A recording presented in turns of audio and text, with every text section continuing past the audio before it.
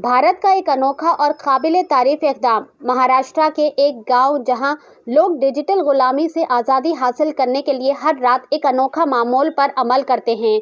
ये दिलचस्प वाक़या महाराष्ट्र के संगाली ज़िला के वडगांव नामक गांव में नाफिज की गई है। यहाँ रोज़ाना शाम ठीक 7 बजे गांव के मुकामी मंदिर से एक सायरन बजता है। सायरन बजते ही गांव के हर घर में एकदम खामोशी छा जाती है।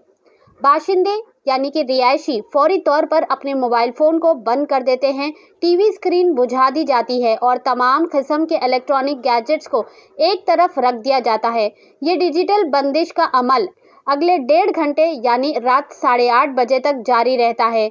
ये 1.5 घंटा गांव वालों के लिए एक बामकसद और फ़ायदेमंद वक्त होता है। इस दौरान बच्चे और नौजवान अपने वक्त पढ़ाई और लिखाई के लिए वक्फ करते हैं। बड़े एक दूसरे के साथ बैठकर बातचीत करते हैं और इस तरह समाजी ताल्लुकात को मजबूत करते हैं। गांव के बुजुर्ग ने ये निज़ाम टीवी और फ़ोन की बढ़ती हुई लत को देखकर नाफिज किया है। उनका मकसद ये यकीनी बनाना है कि लोग इन गैजेट्स के गुलाम ना बने, बल्कि इन पर काबू पाए।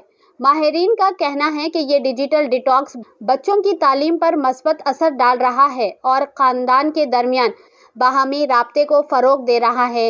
वडगांव ने साबित कर दिया है कि तरक्की के इस दौर में भी इंसानी ताल्लुकात और तालीम को स्क्रीन टाइम पर फ़ौक़ियत दी जा सकती है। ऐसे ही अहम और ख़ास खबरों के लिए हमारे चैनल को लाइक करें, सब्सक्राइब करें, शेयर भी ज़रूर करें।